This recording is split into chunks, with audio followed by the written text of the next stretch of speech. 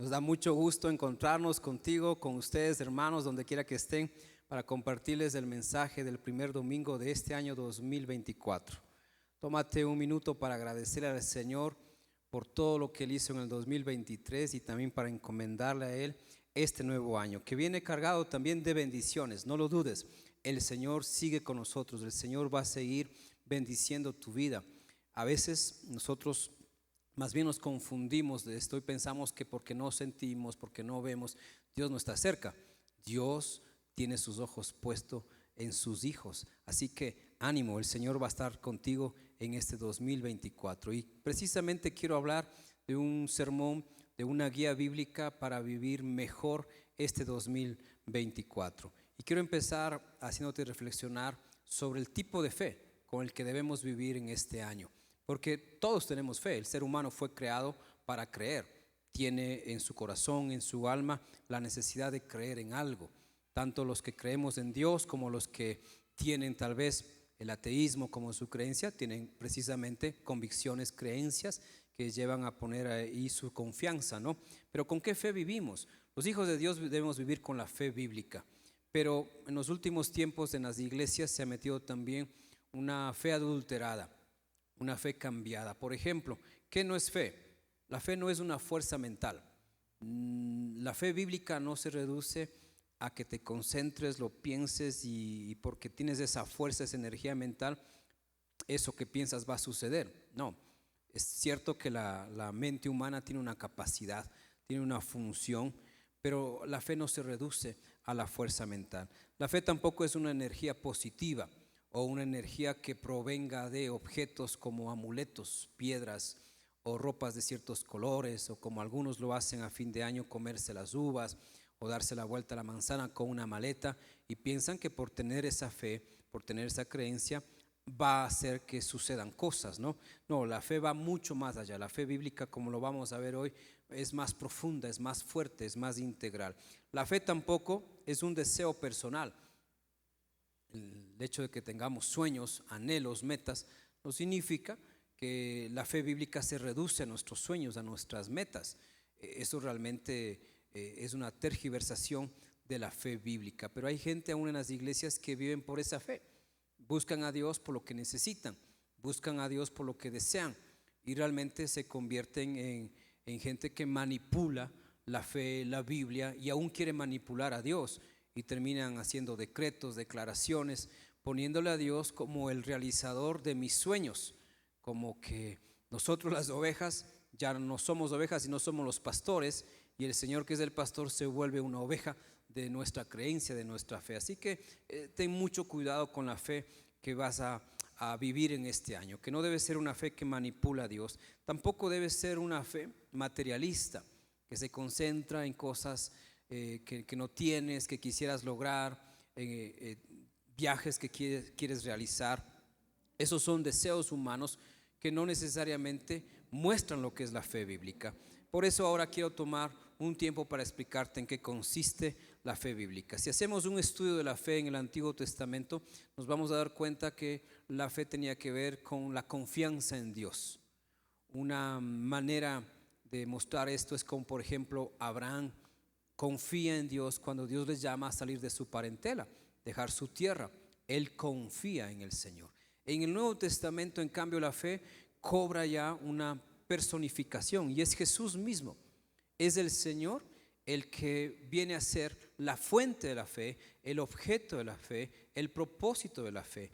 Por eso Hebreos, el capítulo 12, versículo 2 dice: puesto los ojos en Jesús, el autor y consumador de la fe, el cual por el gozo puesto delante de él sufrió la cruz, menospreciando el oprobio, y se sentó a la diestra del trono de Dios. Así que en el Nuevo Testamento la fe ya se centra en Jesús. Él es el autor y consumador de la fe. Por eso la fe bíblica no es una fuerza mental, no es una energía, no es un deseo, no es nada que tenga que ver con lo material únicamente, sino que tiene que ver con Jesús. Es esa fe bíblica que tú y yo necesitamos en el 2024, en el que nuestros sueños ya no son la prioridad de nuestra vida, sino los sueños de Dios, los planes del Señor. Vive en este nuevo año para alcanzar los propósitos de Dios. Entonces, en el resumen del Nuevo Testamento, la fe ya cobra una dimensión de relación. La fe bíblica es una relación con Cristo.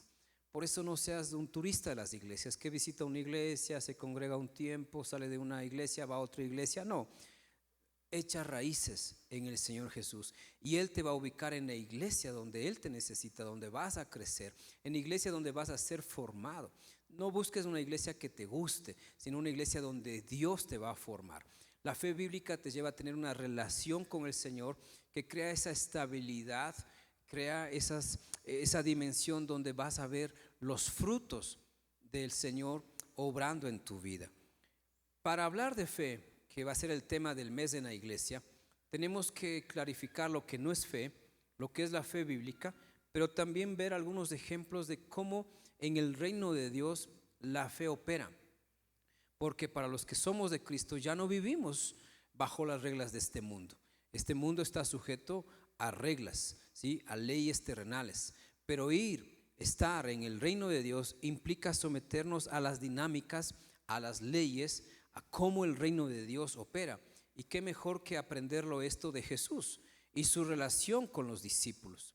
En resumen, el Señor les mostró a los discípulos una fe que iba más allá de una nacionalidad, porque el pueblo judío creía en Dios, pero reducía a Dios como el Dios de su país. La única nación, el único pueblo santo para ellos era Israel, pero el Señor Jesús murió en la cruz del Calvario por todos, judíos y gentiles. Entonces los discípulos aprendieron de una fe que iba más allá de lo que ellos heredaron de sus padres. Viven este año con una fe que va más allá de lo que has aprendido.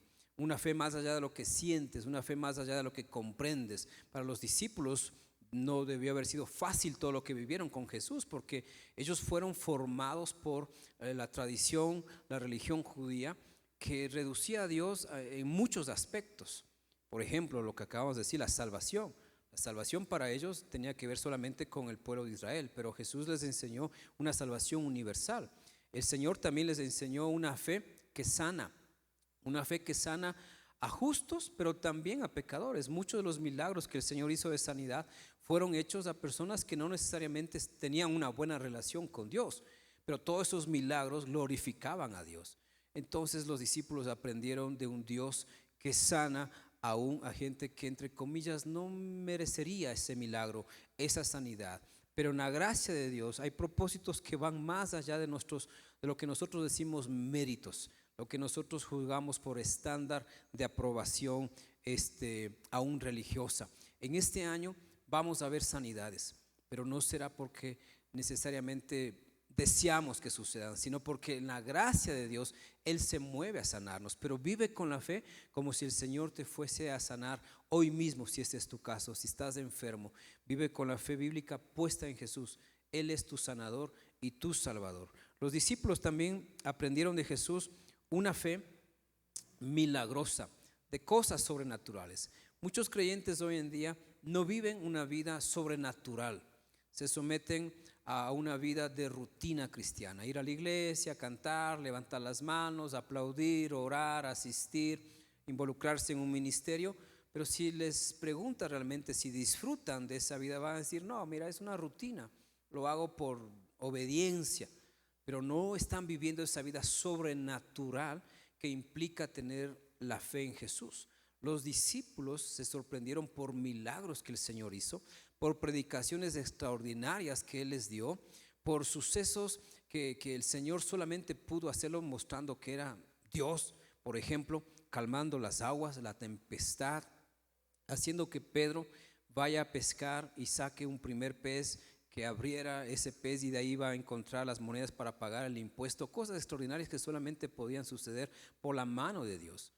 Te invito a vivir en el 2024 con una fe en lo sobrenatural, en que el Señor es capaz de hacer lo que para nosotros es imposible. Cuando tú vives con esta fe, te destinas a vivir una vida dinámica, sorprendente. Cada día son cosas nuevas que tú ves como hace el Señor. Pero cuando caes en la rutina del cristianismo, aún las cosas sagradas pierden su sabor. aún la vida del creyente se vuelve una vida normal. No hay sanidades, no hay milagros, no hay puertas abiertas, no hay conexiones divinas, y entonces tu fe dejó de ser bíblica y se convirtió quizás en una fe razonada. Y dices, no, el Señor no va a obrar en esto porque no creo que Dios pueda obrar, o porque no he visto. Porque no hayamos visto antes no significa que Dios no lo pueda hacer. Así que en este año prepárate para ver cosas nuevas. Y así, de muchas maneras, Jesús expandió la fe de sus discípulos.